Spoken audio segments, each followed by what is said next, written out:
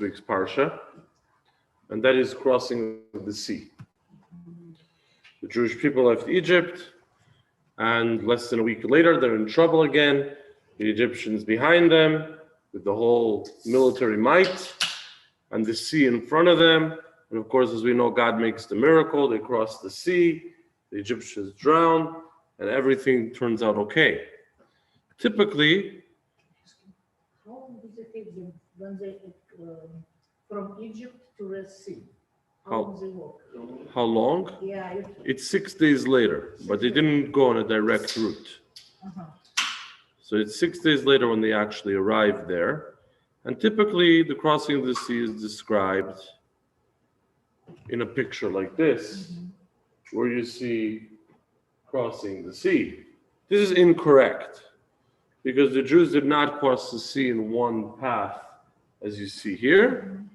But if we continue along exactly, there are actually separate paths for each of the 12 tribes. That's the fire the Torah describes as being in front, but they cross through the sea actually in separate lanes, like a very wide highway of 12 paths for each of the tribes.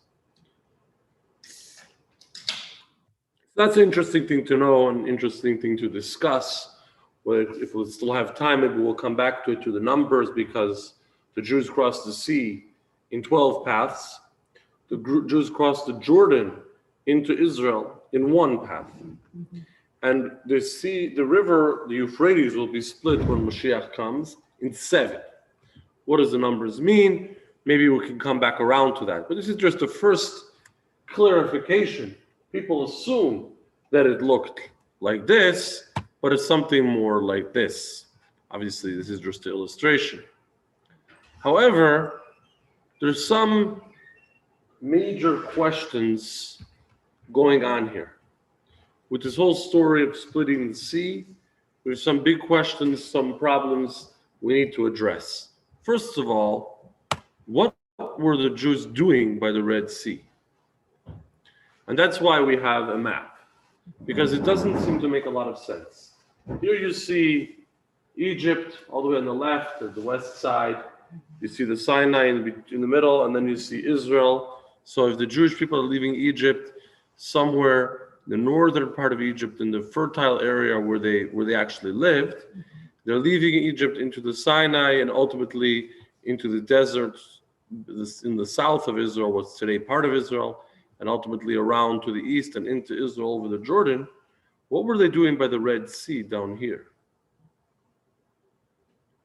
Let's remember that at that time there's no Suez Canal, so you don't see very well on this map because it's pretty zoomed out, but right down here there's a canal connecting the Mediterranean to the Red Sea. But who dug the canal? The British dug the canal. When Moses was there with the Jewish people, there was no canal. There was dry land between Egypt, Sinai, and Israel. There was no problem. You didn't need to cross any seas. The Avram and Sarah went to Egypt. The Torah tells the story. They had no problem to get to Egypt. They just traveled there on dry land. Yaakov's sons, the 12 tribes, went to Egypt back and forth and back and forth. When Yosef was doing the whole story with them, they traveled on dry land. All of a sudden, the Jews leave Egypt. What are they doing at the Red Sea, all the way in the south of the map? So we ultimately remain confused or stuck. How do the Jews end up at the Red Sea to begin with? Now, it must be that God directed them there. In this week's portion, the Torah describes the route the Jews took, and specifically why God chose this route and trying to trick Pharaoh. So God took the Jewish people down southward towards the Red Sea, even though essentially they did not need to be there. Why? So Ibn Ezra, and not the only one of the commentaries, explain to drown the Egyptians. So the Jews get stuck at the sea, God takes them through miraculously, the Egyptians think it's now safe to go through, and they're drowned inside. Okay, so God makes this tremendous, unbelievable miracle to drown the Egyptians. Now I have a question. In Egypt, God killed every firstborn with no sea, with no broken GPS going the wrong way, no nothing. He just took care of it as he decided it was necessary, and he did it. Also, animals died in the Dever and the pestilence during the 10 plagues. God somehow knew how to do it. He forgot. He forgot how to bring a plague to wipe them out, so he needed to drown them in the Red Sea. The Jews fought many miraculous wars as they went into Israel, and later on, Sancherib, in the time of the Maccabees, all the way to the 67, the Jews had miraculous wars. And God found ways to help the Jews come out victorious miraculously when the odds were against them. All of a sudden now, the only way is to go travel to the sea and trick the Egyptians to drown inside. Sounds very strange. And the problem with this, we need to understand that God doesn't make miracles for nothing. We might think about it, kind of average people, especially children, like to say, if the guy is a millionaire or maybe a billionaire, he'll just write a check. He'll just throw money around. But the guy who actually has the capability actually makes a rational decision what to spend, when, and where. God can make any miracle, sure, but he doesn't do that. God is the one who created the natural world and the natural order. And as is written in the Jewish books, God loves, God treasures the natural order. He built and created this nature, this scientific world for a reason. All of the objectives God had for creation, for the human being, for the Jewish people, take place in this natural order, predictable world. He doesn't make miracles unless we really have to. And this problem gets worse. God seems to be making one of the greatest miracles ever, maybe the greatest, crossing the sea and dry land, just to get the Egyptians in when there's so many other ways to solve the problem of the Egyptian army chasing them. But it gets worse because Tosfos, these are grandchildren mostly of Rashi. So we're talking 12th century approximately, a little bit later as it's several generations. They wrote commentary in the Talmud, kind of completes the Rashi commentary. And they write in the Tosfot that when the Jews crossed the sea, they did not go across the sea. You might assume Jews started off here and they crossed over. From the west to the east, crossing over the sea. Tosfot doesn't see it that way. Tosfot says the Jews actually did a semicircle in the sea. They went out, in and out, on pretty much the same side that they were on. How does he know this? Because when the Jews came out of the sea, the Torah describes how the bodies of the Egyptians floated up out of the water, which was another miracle. They should have stayed on the bottom. Why? Because the Jewish people were concerned. They said, we crossed the sea. That's nice. Probably the Egyptians also crossed the sea, also crossed, and are going to come chase us, going to keep chasing us. So Tosfos says, come on, you think God is going to make a miracle for them so that he can chase you? So he says, no. They didn't think the Egyptians crossed the sea. They thought the Egyptians were chasing them on dry land because they went into the sea and out just maybe a couple miles away and back onto the dry land where they started. So the Egyptians could just chase them on the dry land, and they thought that's what happened until they realized the Egyptians were actually spit out of the sea.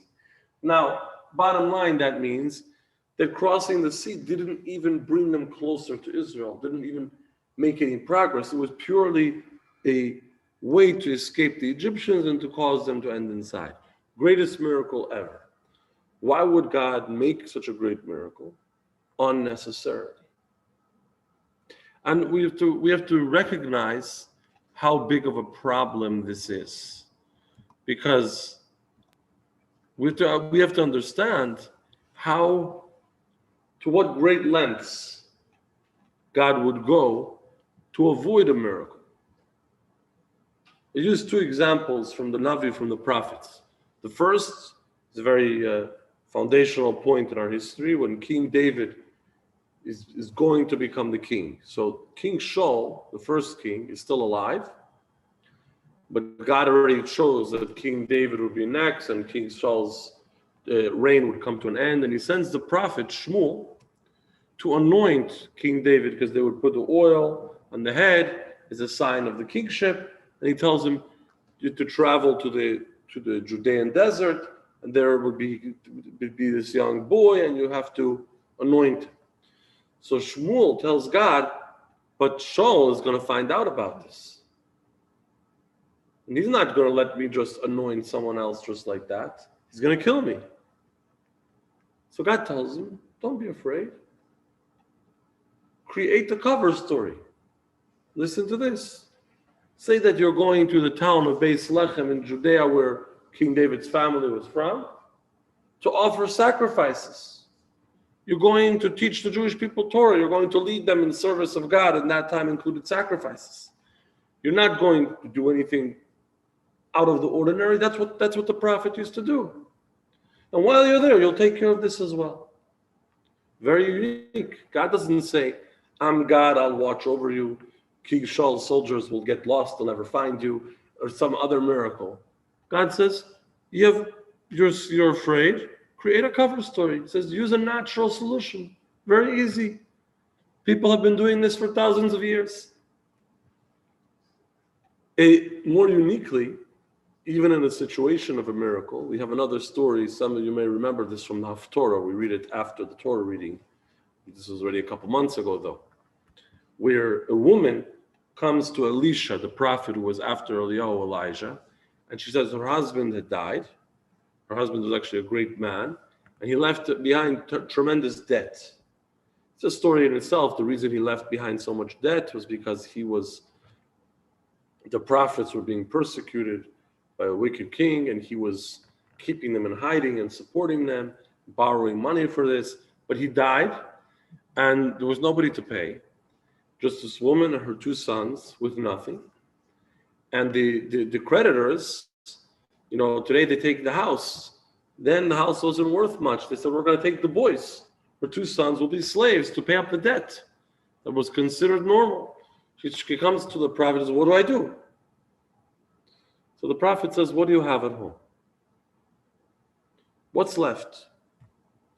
She says, I have nothing. The only thing that's left, I used up even my food. I used up the valuables. We have a little bit of oil left in a little bottle. He says, great. Collect all the pots and pans, all the dishes, all the containers you could find, and borrow more from the neighbors and pour the oil into them. She does it. She fills up all the containers she possibly could. The oil doesn't stop. The oil keeps pouring out. More and more and more until there's no more containers. The oil stops. She sells the oil. People apparently hear that this is a story, and this oil, they pay a premium for it. She does very well. She pays the debts, and she has money left. Obviously, the question is just, this oil is a miracle. What do you need the little bottle for? Just create, if you want to give her oil from some kind of miracle, do it. If you can do it, do it. What do you need the little bottle? They said there was a teacher, a Malamed, a Jewish teacher in the shtetl.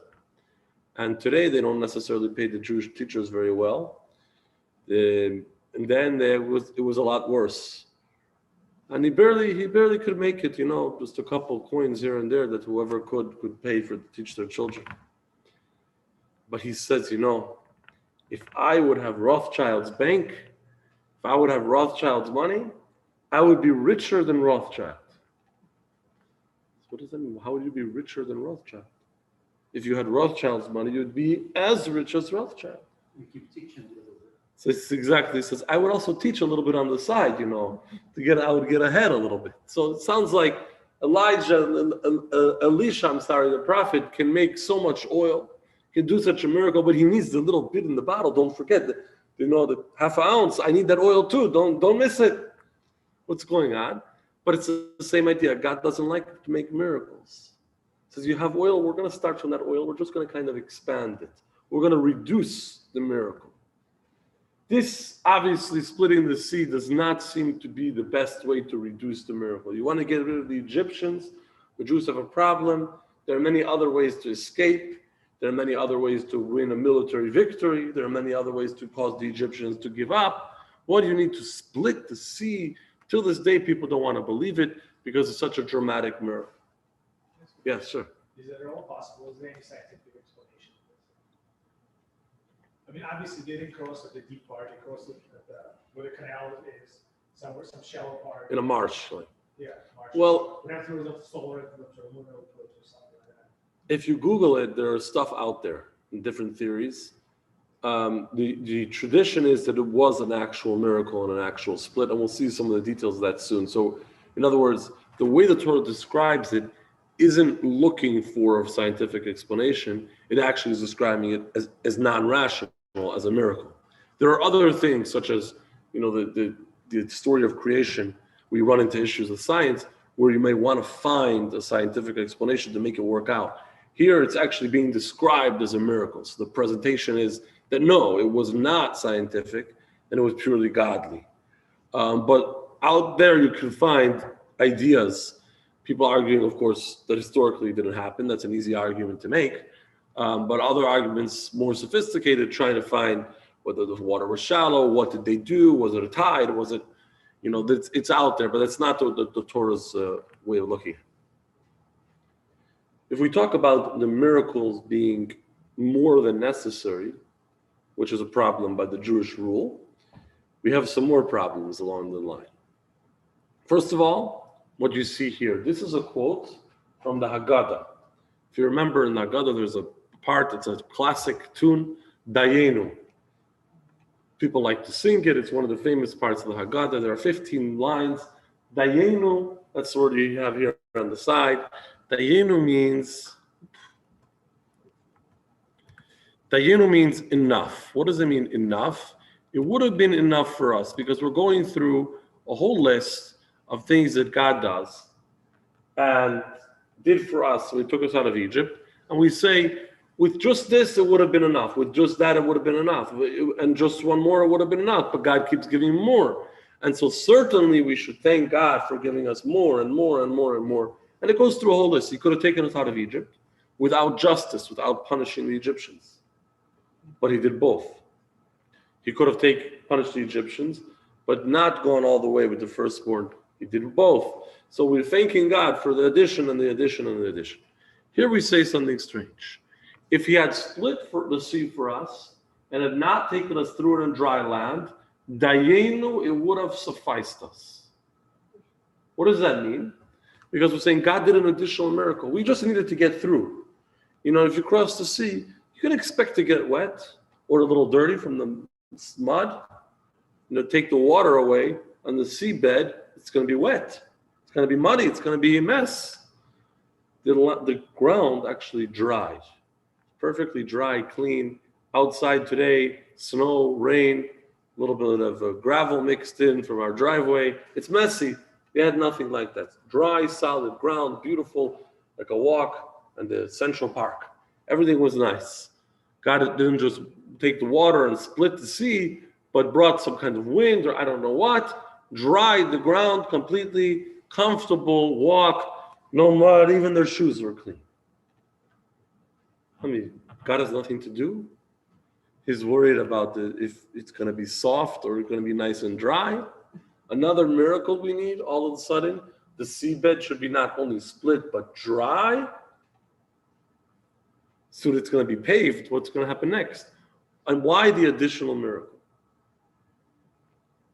Similar question relates to another teaching of the sages in the Medrash, that when the Jews crossed the sea, trees grew in the sea with fruits, and they had what to eat.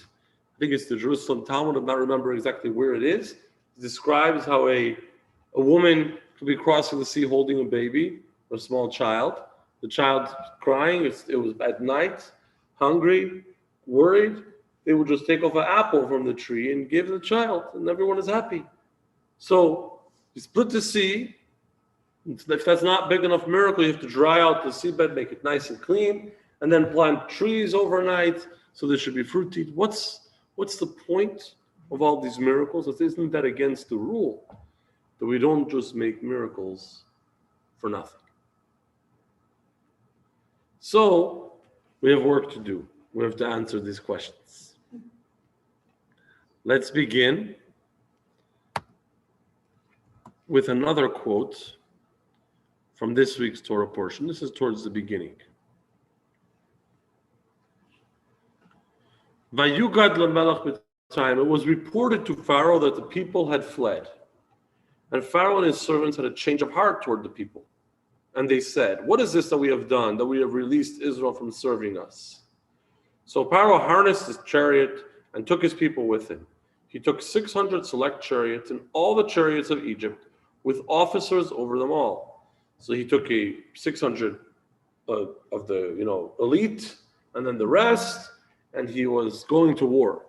And the Lord hardened the heart of Pharaoh, the king of Egypt, and he chased after the children of Israel, and the children of Israel were marching out triumphantly. So this is how the story begins. The Jews left Egypt. Pharaoh says, what did we do? We let all the slaves go. We're going to get them. And they chase after them, and until the splitting of the sea. But something is strange. It says in the beginning, it was reported to Pharaoh that the people had fled.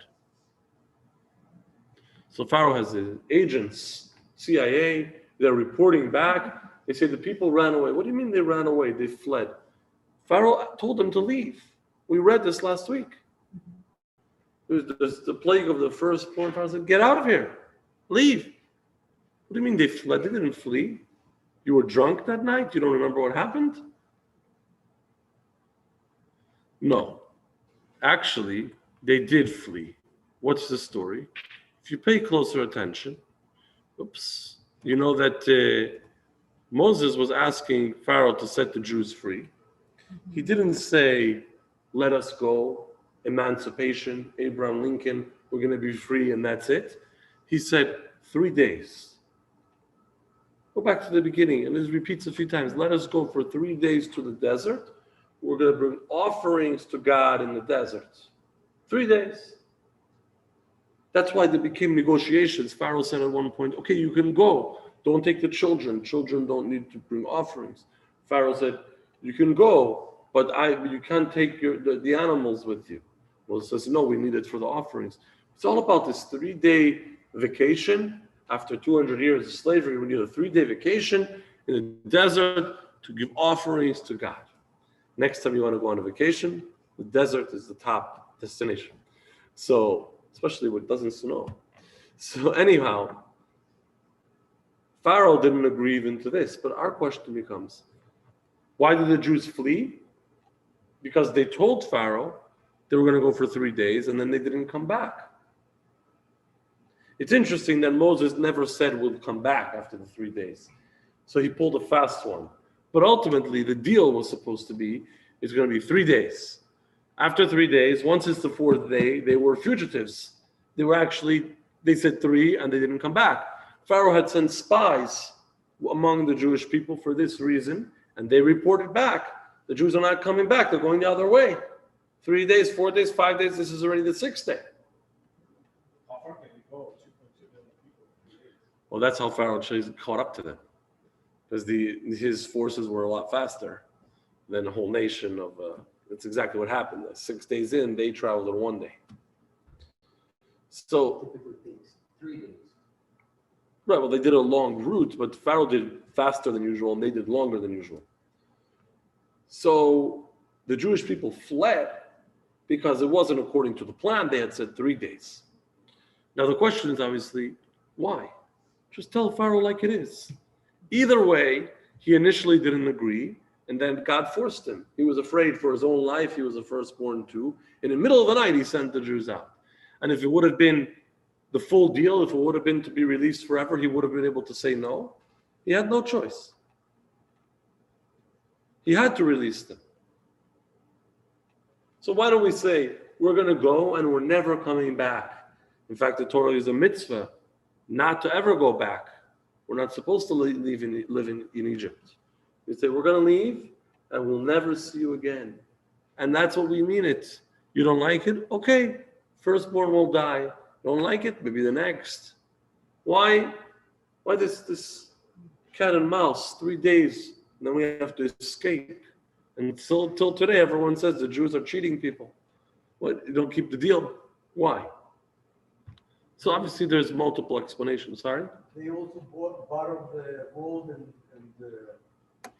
silver from the Egyptians. Also in They his, borrowed it, not- yes, that's another similar question, why they did it underhand. And they borrowed and they weren't open about it. Similar to this one. But to this particular question, and they said 3 days, there's many explanations. One, for example, it was to demonstrate how cruel Pharaoh was being. Before God is going to punish him like he did, said the Jews didn't even ask him to go free. Just 3-day vacation, he wouldn't give even that. He was truly a cruel tyrant who deserved the punishment that he got. But in the Tanya, the Alter Rebbe explains that the Jewish people left Egypt, and they said it was 3 days because they had to flee Egypt. Kibarach they fled. Why did they flee? They were meant to flee and not to go out naturally. What does that mean? We talked about also last week that Egypt is more than a location and more than the story of the Jewish people suffering. It's a state of mind, it's a state of being in every individual. It's this challenge that we have from our negative side, locks us in to our bad habits and to our negativity. Every Jew is comprised of these two sides, and it's almost like the good side against the Egyptian side. When a person chooses to do the right thing, by force, what does that mean by force? By internal force. This is called in Hasidus Kabbalah Soil. Kabbalah Soil means to accept God's rule, to accept that we're going to follow God's way, even if we're not personally motivated, personally interested in that, in regular sense. In other words, we wake up in the morning, we want to go back to bed, but because we have to pray, we get up and we go to the synagogue. So it's a person doing not what is comfortable or preferred for him or herself, for God. This is internally pushing oneself to do the right thing, even though you might be interested in the wrong thing. The same thing can be if there's someone trying to keep kosher and he really is interested in a certain meal, or that's all there is available, and he forces himself to do it for God. That's really step one in any kind of improvement, in any kind of relationship with God and with doing the Torah's ways. Even though my current position is naturally, it's easier for me, it's more comfortable for me, I'm more interested in maybe something negative or missing out on the mitzvah, but I'm doing what I must do, not what I want to do. That's step one, but it's also the most difficult. To do that, you need to run away. You can't look back, because you're actually doing something which is unnatural. You're fighting with yourself. You know, the alcoholics, they're not allowed to drink even a drop, because once they have a drop, they go right back where they came from. They need to recover. The slightest drop is already dangerous. Well, it's a healthy person, can have a few l'chaims. I mean, mine is still sitting here. I'm going to have to get to it. It's part of the activity, part of the celebration. A little bit of l'chaim can be good. Some people claim it's even healthy. I won't comment, not in the presence of the doctor. But healthy or not, it's okay, a little bit of l'chaim. What's the difference? The alcoholic has a history and a very powerful relationship with the alcohol, and that little drop is going to send them right back where he came from. Whereas a healthy person can handle it, manage it responsibly, and move on. The person who is naturally in a negative position, naturally is interested in what's good for him, what's comfortable for him, or what makes life easy or more enjoyable, and not in the right thing. When he tries to do the right thing, he has to escape and run away. And he's leaving behind his own nature, which is chasing him. In other words, the constant danger of just slipping back into that, because that's so easy, such an easy place for him to be. It's such a more comfortable place for him to be. He's constantly in a struggle with that, and a slight slip into that can pull him back down, just like our unfortunate 12-step guy. So the Jewish people leave Egypt. They can't walk out of Egypt.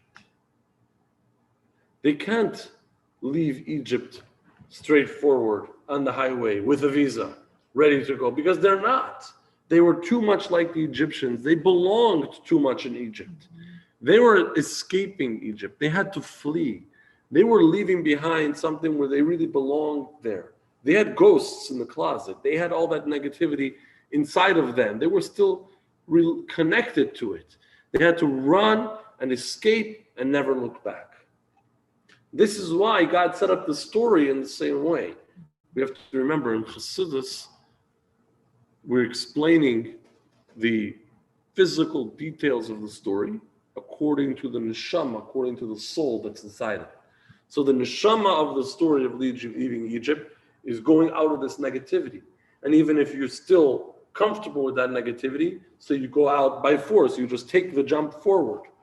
So the story plays out the same way. The Jews jump and they run out, and they better not look back, and they better just tear themselves out illegally, because they're not really out. They're not really out of Egypt. They're out, but Egypt is inside of them, and they're still connected to it. So they're running away from it. They're not comfortable with where they are. It's not natural to them. That's great. That's the understanding why the Jews had to run out of Egypt. That's the understanding for really the heroic first step of a person saying, I'm going to do what's right, even if it's against my own nature. But a person has to grow from there. It can't stay at that position. That's a good starting point, but it's not a good ending point. Starting point for improvement is to say, I'm going to just push myself, I'm going to do it, even though it's hard for me. But the goal is to grow and to make it more natural for you, and to improve even more and to advance. So when do the Jews advance? In a sense, a major stage of this takes place at crossing the sea. The Jews cross the sea. We're making a switch from being slaves, fugitives that escaped, that we actually belong there, but we're running away from it, to naturally being free, to naturally being in the better position. What happened at the splitting of the sea?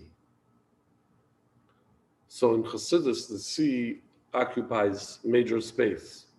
It's an important topic. Because what's the difference between the sea and the dry land?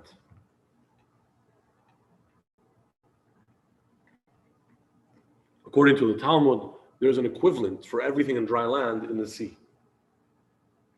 There's a world under the sea. I mean, today there's a lot of research and everything that's going on under the sea. I don't know the numbers, but there's a tremendous amount of living beings that live in the sea, and plants and currents and things. Oh, it's a whole world going on in the sea.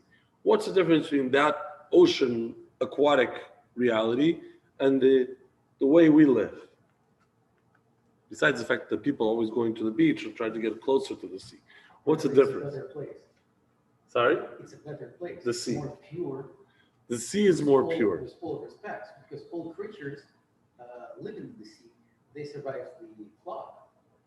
They were not killed. Okay, that's an interesting point, and it's correct that the fish, the sea creatures, lived through the flood because they were more pure. But one other point I was trying to get to is that the sea is covered.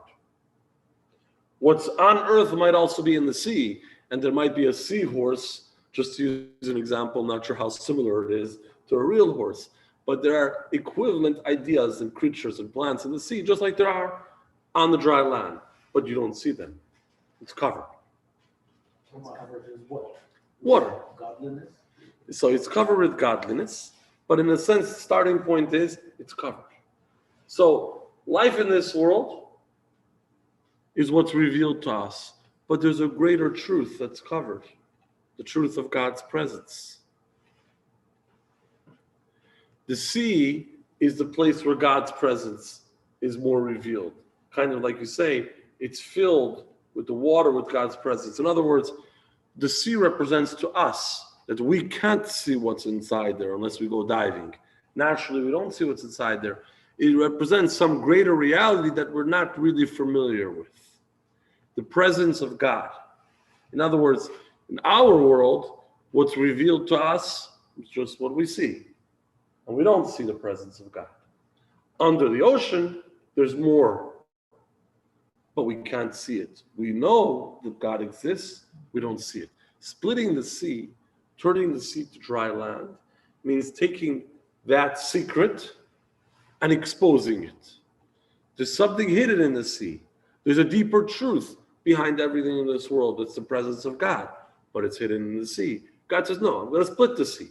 The sea will now become dry land. The sea will now become visible. The secret that was hidden in the sea will now become available to see. To see. Not to see with your eyes. So, God splits the sea, and we now see the truth. We're now aware of the truth of God's presence behind and within everything that's around us. This is where the Jews begin to make the switch from being slaves, being Egyptian, being almost as morally corrupt and negative as the Egyptians themselves, and they need to run away from it, running away from themselves, like an alcoholic who's constantly struggling not to go back to the bottle. And here they're starting to grow to see a deeper truth, to recognize, wow, God's presence is all around us. Everything in our world is the hand of God. Everything in our life is the hand of God. Now we're allowed to see it. The Medrash says the simplest of people, a simple, even maidservant, who could no better education than just cleaning the house. She was able to see in the ocean, on the splitting of the sea, the greatness of God more than all the great prophets who came later. The greatest prophets came later on. They keep coming up in the stories of the Torah. God said this, God said that. They had a vision, they saw God. The simplest person with no education was able to experience in the sea greater than what they saw, because God opened up the sea. He made the sea into dry land, says it's now visible. This is the beginning of the change. Continue to the Jews received the Torah, the Jews went into Israel. There's a constant upgrade process. But the beginning of the change is that the Jews cross the sea, godliness becomes visible to them. They start to grow from a position where they're literally twisting their own arms to do what's right, even though they're not really there. They start to feel for it naturally, to connect to it, to grow into it. Yes? At the time of the crossing of the sea, did Egyptians see the same miracles that were revealed to Jews, like nicely paved bottom of the sea, all tzaddiks of all generations, and fruits of any kind, or it was kind of a different road for all those chariots was selected officers? It's interesting that you asked that. What did the Egyptians know about what was happening in the sea? But it's a technical issue to try to figure out. Did the first Egyptians go into the sea? It was still nice, and then when everybody was in, it changed. When did the change happen? I don't know. But definitely we know that the sea closed on them, and actually the Torah describes their chariots were getting stuck in the mud, and then the water got hot and difficult. They got into all the problems that you might get by taking a chariot into the sea. All of that was going on. And actually they said, we better run because God is fighting for the Jews. They felt it was a miracle turning against them. So how much they know, I don't know. But what you say brings up an interesting point, because there was a famous Jewish commentator who was the Abarbanel. And he writes that the reason for the dry land in the sea when the Jews crossed, and perhaps we can say the same about the trees and all of those stories, was that the whole purpose of crossing the sea, answering our original question, was to make a spectacle. Exactly. He says God could have killed the Egyptians any other way. The point was PR. The point was to make a spectacle. And we know about this because 40 years later, in today's day and age, 4 days later, the news already changed. Nobody remembers what happened. But 40 years later, not 4 years, one presidential cycle, 40, when the Jews came to Israel, before they crossed, Yoshua, Moshe's successor, sends 2 spies, and they meet this woman who says, we're all afraid of you. Why? Because God split the sea for you. 40 years later, because God is trying to say, I can do anything.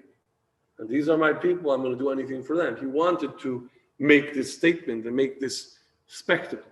So according to Abarbanel, when you make a spectacle, you do PR, you do nice. When you bring the cameras, when you wanted to make a statement, you do a clean job. So God made the Jews split the sea. It wasn't just to get across. It was to kill the Egyptians with all the drama. So the sea also was dry. It was beautiful. There's fruits growing.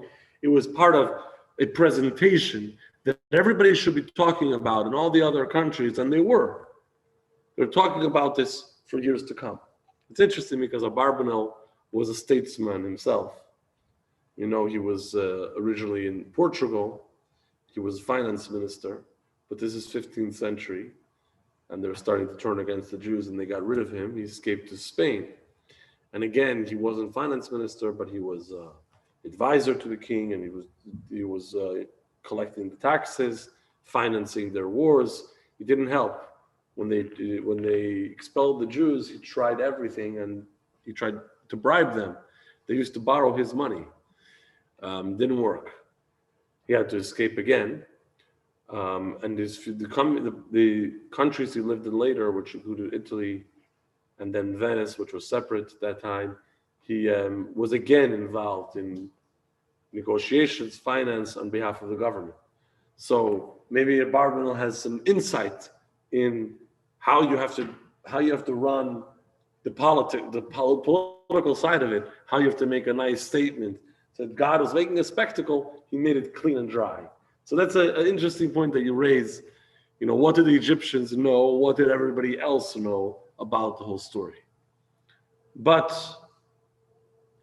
this explains, this is explanation of the Rebbe, our original question, why split the sea to begin with? We didn't need to split the sea. The Jews could have crossed in the north. We didn't need to split the sea and come out on the same side. And there were plenty other ways to deal with whatever issues were coming up. But specifically, splitting the sea is the physical part of the story that represents a message of now godliness will become visible. The Jewish people will grow up and advance from that position. This is also why it was important that the earth should dry out. So we just quoted the explanation of the Abarbanel. But in the Rebbe's explanation that this is about God's presence being revealed, it was necessary that the ground become dry. Not a little bit of water, muddy, swampy, but dry as if there was no water there to begin with. Why? The why is in the Siddur. What do I mean it's in the Siddur? If you ever pay close attention on Purim, which is going to be the next major holiday, just about a month to go, almost 4.5 weeks. On Purim, we say that Achashverosh was the king, Mehoidu v'Yad Kush. These are 2 countries, some discussion, what are the 2 countries?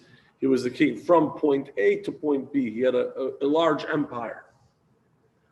So this is the way the Megillah begins. He was a king from Hoidu v'Yad Kush. But according to the Zohar, everything in the scribes in the Megillah about the king is actually an analogy to God, the king God. That's why there's a Hasidic saying, that God is the king, Hoidu v'Yad Kush. What's Hoidu v'Yad Kush? Hoidu is where we begin the prayer. We start to pray on the weekdays, Shabbos as well. It's page 27 for the weekdays. Hoidu, this is where we start. You know, from coming in the morning. So God is the king from Hoidu, where we start, till Kush. Kush in Yiddish means to kiss. You kiss the Siddur. Maybe during the COVID, people do it less. But typically, when you finish with the holy book, you give it a kiss, a sign of reverence, and you put it down. So God is the king from Hoidu when we start to pray until Kush. When we're done, when we close the Siddur, we kiss it goodbye. What does that mean? It's actually a negative thing. It means that a person comes to synagogue and he's with God. God is the king. He follows the way of God, but only from Haidu till Kush. Only while he's in the synagogue, while he's doing the mitzvah, while he's praying, while it's Shabbat, whatever example it is. Once that's over, he goes outside and he becomes the biggest, you name it. He leaves God behind. God is only the king in this location, not over there. In other words, we can make fun or we can feel bad for people, sometimes very religious people, who end up in prison for financial crimes or something else, say God is only the God in the synagogue. But actually, this is a mistake that many of us make in other ways, where we feel like, okay, we'll give a little bit for God. We'll be on Shabbat or at Yom Kippur or at the prayer time, or when I'm doing a mitzvah, this will be the time to be Jewish, do the right thing, and then I'm going to go do my thing. This is a separation between when we're with God, when we're close, when we're following, when we're growing, and other things that we do. The goal in Jewish life is that in all parts of life we feel the presence of God, and the Torah directs us, even in our business, even in our vacation, even in all of our interactions and relationships. The Torah is guiding us, and we live the Jewish way in every part of life. The problem with with a muddy floor is that there's still some of it is still water. In other words, there's still a distinction between the water and the dry land. Not all of the water became dry. Not all of the hidden became open and revealed life. In other words, not all of the unique sea where we had the presence of God and we have that unique experience became normal, became dry land. What we were talking about before, in the sea represents the secret of God's presence. We open it up, it's becoming revealed. If it's still some water on the dry land and it's muddy, that means, in other words, there's still a separation. Sometimes we're in the sea, sometimes we're in the dry land. You can go swimming anytime. You can go into the ocean if the weather is good. But then you have to come out. The point of splitting the sea is that you don't have to come out. That the sea now becomes dry land. The unique revelation of God's presence now becomes normal. But if the ground is muddy, there's still both. There's still some water, some dry. It's not complete. It means God will be the king while we pray, or some other special time, but not all the time. So God says, no, the land becomes dry completely. What used to be limited to the water is now the new normal in everything we do all the time without distinction. So it's a mixture of both. You are on dry land, very comfortable to what you're used to. But you're surrounded with water, so you feel comfortable in the new environment. The same way. Exactly. The idea is that water experience should now become an everyday experience. So that land we walk on is completely dry because what used to be limited to the few minutes I can jump in the sea is now completely normal. I can now experience God as a regular thing. I don't have to run away from my normal self to do a mitzvah. I don't have to fight with my alcoholism. I can naturally be the way I should be. And this is a change and a growth, a progress, and a transformation that happens not only in the Jew, internally, but also in the world around us. What does this mean? The point is that also the world around us, we should be able to see God's presence. That not only a personal growth, but God's presence should be revealed, and the world, which should start to be visible in life as we know it, in the world as we see it, that God is there, and this is really a godly place. You could put this in these global terms, also in the terms of the exodus from Egypt. The Jewish people left Egypt, slaves, who had to fight their way out. God had to punish Pharaoh. The Jews would naturally feel everybody's against them. They're fugitives. Be suspicious of every non-Jew. Be aggressive, be defensive, because they just had to fight their way out. They feel like they're under pressure. It's difficult to realize that the world can be a beautiful place, a good place, a godly place, and not everyone is against you. It can be a positive environment. So God says, we cross the sea. It's not just for the Jewish people private, but the natural life comes along with it. The trees start to grow in the sea. They also participate in the miracle. The Medrash says that the birds sang when the Jewish people came out of the sea. We read every day in the prayer the song that they sang for God, Az Yasher, the song of the sea. The Jewish people came out, the birds sang along because the world is also catching on to this more godly experience, to being in this better way. It's not just the Jews leaving Egypt and we're going to be different, but we're going to make it be godly everywhere for everyone. So the trees become a part of it, the birds become a part of it. Life, the world around us is also transformed. They also progress from this position of needing to fight for what's good for it to becoming natural. So we have the Hasidic explanation in why we should split the sea, what that means, why also very dry, comfortable land, and additional miracles such as the trees growing fruits all of a sudden overnight, what this all means personally, and what this means in the world around us. I wanted to touch upon the connection to what we were just celebrating this Shabbos. So we talked about this last week, and there was this past Shabbos, which was the day of passing of the previous Rebbe, and the beginning of the leadership of the last Lubavitcher Rebbe.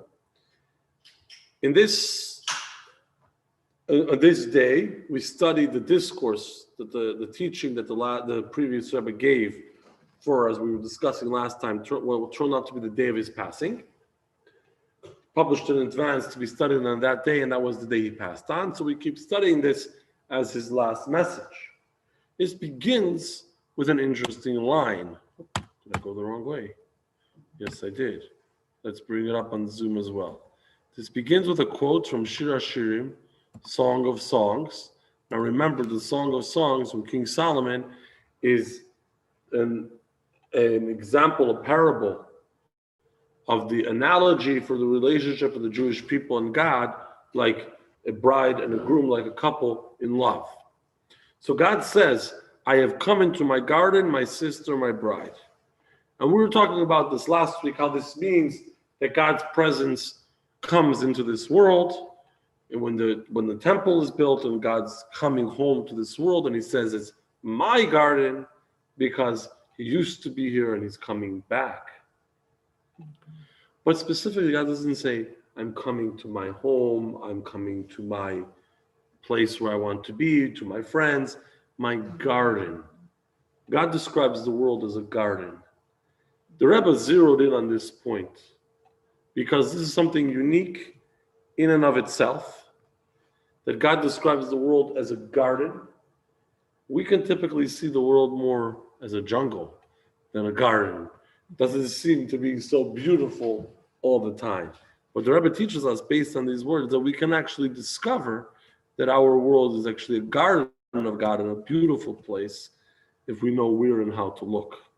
I'm going to show just two clips about this. The first is really an introduction somebody put together before they produced the full video of the Rebbe's talk in 1972 about this topic. It was basically an advertisement for it. So this will just introduce us to what's going on. And the next one is the clip from that talk where the Rebbe explains this idea about us learning to recognize that the world is really a garden of God. How do we get here? Because this is exactly what happens as the Jews leave Egypt. They leave Egypt thinking everyone is against us. We're against ourselves. We're barely surviving to do the right thing. Crossing of the sea teaches them that no, we can be in a good place, and the entire world, including the trees and the birds and everything around us, can also be in that beautiful place, the garden of God. So let's watch, and hopefully the sound is going to go right this time. And here we go.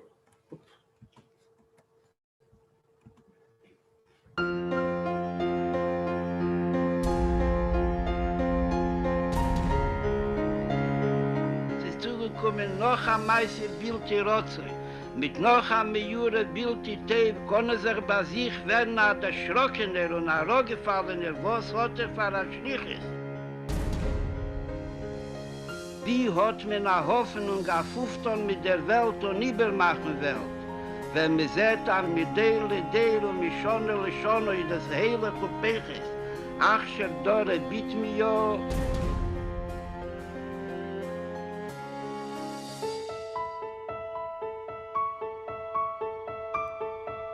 Soll man wissen sein, dass es eine Welt, wo sie ist, dass sie gar nie, dass es eine Samen-Welt, wo der Eberster sagt, dass es Pardische lebt. Bis wann nicht, dass nicht ein Pardis, wo kommt bei der Arai, nur das wird Gnuni, was Iker Schiene gewinnt, darf gehen unter der Welt. Пусть он поет по-грузински.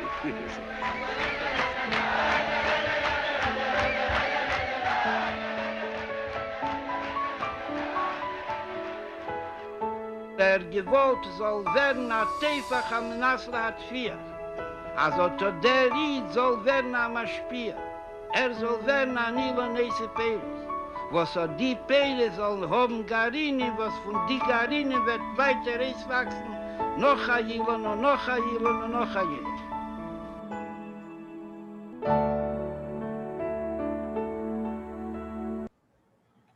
So you could be forgiven for thinking that it's very nice to say the world is a beautiful garden, but it looks more like those headlines that were coming up. So for that, we need a more complete version, a few more minutes of what the Rebbe said, addressing how we take this home. What can we do with this knowledge that the world is a garden, a beautiful place of God?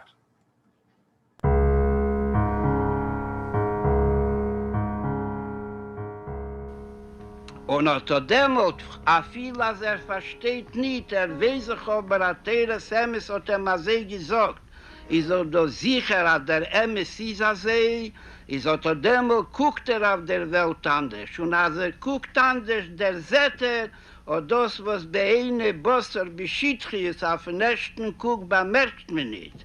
Weiß aber, was darf suchen. Und sucht in der Richtung auf Eise gefunden, wo sie gefunden sich unter der Klippe, unter der eiswenigste Scholert. Der Peres von unter dem Garn ist abschaß, sucht in der Richtung, ist zum allermeisten ist sicher. Also wird sicher gefunden, warum Teres Emes sagte mal, dass da und wissen die, als wird sicher gefunden an Nezer Jokor Mikol Jikor. Peres, wo sie sein, wo der Ebersteher ist auf sie meid. A das Peres von sein Pardis, in welchen gefindt sich in Aiker Schiene betachten im Häuser, ist lefi Erich von dem Jäger Peres wird ihm nicht abschrecken und nicht abstellen, keine Stadlos und kein Jegio, und wird sich nicht losen, abreden und vernehmen sich mit seitigen Sachen, wissen die, als Fan wart an Nezer Jokor Mikol Jikor, Megale sein in der Welt, dass sie gerne Shela Kodesh Baruch Hu. Und Shela Kodesh Baruch Hu in der Neven von Ike Schiene. Was das ist, lefi Hasboro zu, der Hero von jem ha-Hilule und jem ha-Istalkos, auf mitzunehmen das Alkohol ha-Schon im Kula, und mit jem sehr Alkohol ha-Schon bis von Assyri beschwart, ha-Bo alleine Alkohol Israel letevo, am soll wissen sein, am gefindt sich in einer teure Welt, nur der Jeser Hore ist sich mischtadel becholi Fanim, auf zudecken die Teierkeit, was gefindt sich in Welt, gedei, mir soll sich mit Jahe sein, Chas V'Sholem. Oder Alkoholponim ton mehr nicht von Jetze wegen V'Chuli, und unter demol der Monten sich Ados ist Nosse, auf Drufe selber schaffen geworden, auf Zudecken, auf Nemes, ist sich kein Wunder nicht, was gefindt. Kam Pituyin V'Hasosis V'Chuli, und mir geht lebeter darke derech malke Shalelom ze HaKadosh Baruch Hu. Was hat das Megale gewähren alle die Avodov man malke Rabbonon. Und bechol der, wo der alle die Nosse Shaleu bederein und dem Nosse dem Baal ha-Hilule Und man geht in einen Neffen von Lobetter, wissen die, kann mit einer sichere Sache mit zukommen. Und gefunden die Peres Tevis von dem Gan, von dem Gnuni.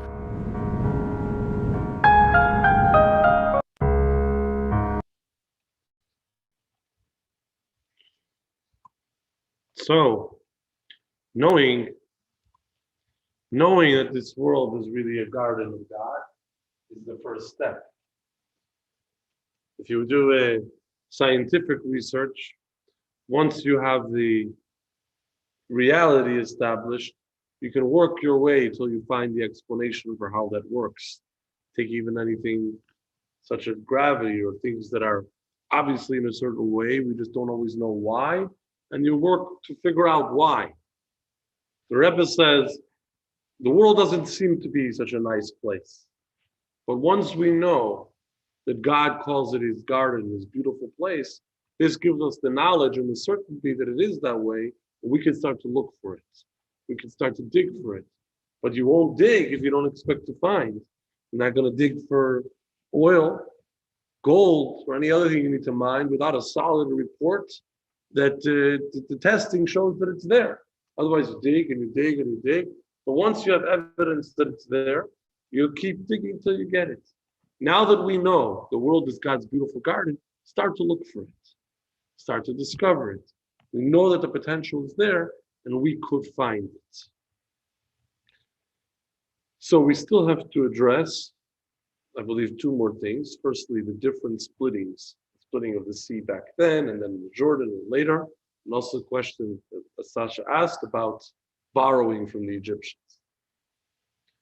So, to first conclude the story of the splitting of the sea. So the Jewish people crossed the sea in right after the Exodus from Egypt, the seventh day, or the night of the seventh day, in the 12 lanes. The Jewish people also crossed the Jordan River to get into Israel, because remember, we talked a little bit about the route the Jews went from the Sinai into the Negev, which was not part of biblical Israel, all the way to the south, then crossing over further east up to what you might call today Jordan, somewhere in that area, and crossing over the Jordan River back west into Israel. How did they get across? It was split. The Aron, the ark that was in the temple, was being carried as the Jews would travel. They would carry everything with them. When the Kohanim carried the Aron, went into the water split, the Jews crossed, and then they came. That split was one lane.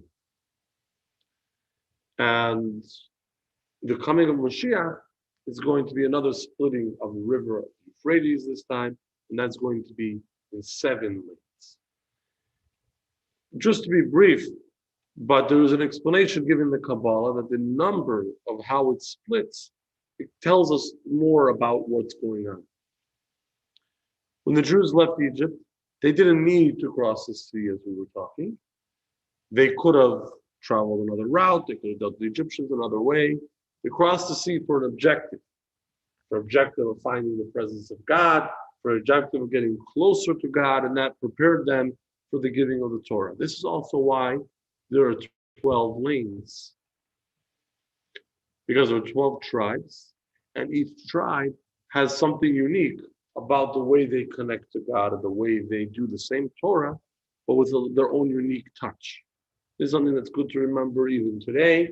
You don't have the tribes, but not every person does each Jewish practice exactly the same. Some communities have different traditions. Some individual people are better at one part of it than the other. The Torah is the same. Everybody has the same tefillin, the same Shabbat. The rules are the same. Let's not get confused about that. But the way we actually approach it, the way we celebrate it, can be some different styles. All of those styles are beautiful as long as they follow the core rules. And these are different ways that a Jew can approach God. 12 lanes as the Jews crossed the sea. When the Jews crossed the Jordan into Israel, when they actually, after the 40 years, finally conquered the land, that was a technical crossing. They were on the wrong side of the Jordan. Instead of going all the way around, they crossed the river. God did it for them. That's just one opening. It's one big road. Everybody go across. This is purely practical, just to get to the other side. They used to always say, why did the chicken cross the road? So many jokes. To get to the other side. It was to get to the other side, and they crossed the river, and that's why it was one opening. The coming of Mashiach, the splitting of the river again, this time it's the number 7, which represents the 7, it's 3 fathers, 4 mothers of the Jewish people. So Avram, Yitzchak, and Yaakov, 3 fathers, but there's the mothers, Sarah, Avram's wife, Rivka, Rebecca, Yitzchak's wife, and Yaakov's 2 wives, Rachel and Leah. So that is represented in the 7 of why that river splits. Not to get into all those details, but how those 7 are not like the 12 tribes, unique for each group, but this is for all Jewish people, these 7 parts of our serving God. So that river is splitting not as a practical need to travel, but for this objective, and therefore into those 7 paths. And then we touched upon that just like the Jews tricked Pharaoh to leave Egypt, we're going to go for 3 days, and then they stayed. So the Jewish people also said they wanted to borrow gold and silver, even beautiful clothing, whatever they could get their hands on, before they left Egypt. And it's described that they emptied Egypt. They really took the stuff with them, to the point that in this parsha, when Pharaoh said, Pharaoh revved up his troops, and he got political support to go to war against the Jews, he said, let's get our stuff back. So the Jews borrowed all this stuff. Sasha is asking, why did they borrow it? They weren't planning to return it. What's the borrowing it all about? So first of all, it's interesting historically that there was a time when the Jews were challenged by a few different nations on legal grounds. This was when Alexander the Great, who came from Greece, conquered the Middle East, much of the world, including Israel. And all of a sudden, Alexander was an enlightened person coming from Greek culture, and there was opportunity to go to court. And other nations complained to Alexander about the Jews, and he had the control over both. One of the complaints was from the Egyptians. They said the Jews robbed us. This is 1,300 years, maybe 1,100 years earlier. The Jews robbed us. They borrowed all this stuff. They never came back. We want our money back. So Alexander told the Jews to come to show up for a hearing. The Jews were not so excited about this, and they didn't know what to do, but there was an old man. His name was Gvia ben Psisa. He was actually a hunchback, and he said, I'll take care of it. They said, what are you going to do? He told all the rabbis and the leaders, I'm going to try to settle this. If I succeed, then we'll say that God helped us. If I do not succeed, we'll say, look, you guys won. We had a bad lawyer, this old hunchback, but this is our solution. Okay, they had no other choice. They let him go. And he comes and he says, my dear Egyptian friends, this is a wonderful, I do not contest. We did borrow all these goods, but we have some unfinished business because we, 600,000 male adults plus more, were slaves in Egypt. 210 years we lived there, about 116 years we were slaves, full time plus overtime. We want our wages, plus interest, plus occupancy hazard insurance for the kind of work you made us do, all this stuff. When you pay, we'll pay. So Alexander says, okay, Mr. Egyptians, now you have 3 days to respond. They never came back. And that's just interesting how that was dealt with. Well, why borrow it to begin with? Why not either force them to take it or tell them the truth? The interesting Rebbe talks about this, that the purpose of taking all of this was kind of like we've been talking, the whole idea is to elevate the material world and to elevate the property of the material world and use it as part of a mitzvah. So they're taking all these Egyptian valuables for this purpose, but God didn't want them to take it by force or to steal it. God wanted the Egyptians to give it up voluntarily. They should also be partners to some limited degree in this property becoming Jewish and becoming part of a mitzvah and becoming holy. So at least they agreed to lend it. At least they had some kind of limited participation in elevating all of this to God. It wasn't by force, but they were also to some degree partners in that. Any final questions before we conclude? Sorry? No questions? Okay. Well, you're going to have another question because I'm going to show a clip that I showed, 6 weeks ago, when we finished the other course, which is introduction to next course. That's because we begin next week. And A, I need to know who's joining us because I need to order the books. And B, it's a good time to invite our friends to participate, either joining us right here or online on Thursdays. It's a very critical topic in the course, and specifically the clip that introduces it that you've already seen, I'm just going to show it again to kind of remind, is very effective. I've been sending it to a lot of people. It's very thought-provoking, and I can send you a YouTube link to that if you have somebody you want to share it with, either just to get them thinking or actually to invite them to participate. Here we go. Oop.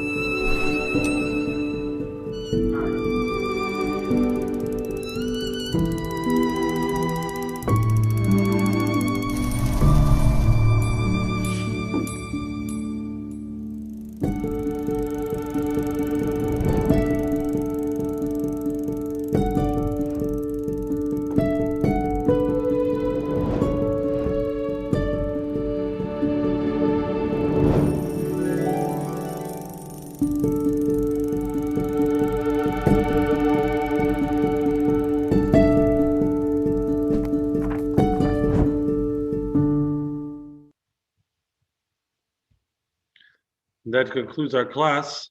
We will be here next week, beginning this course, 7:30.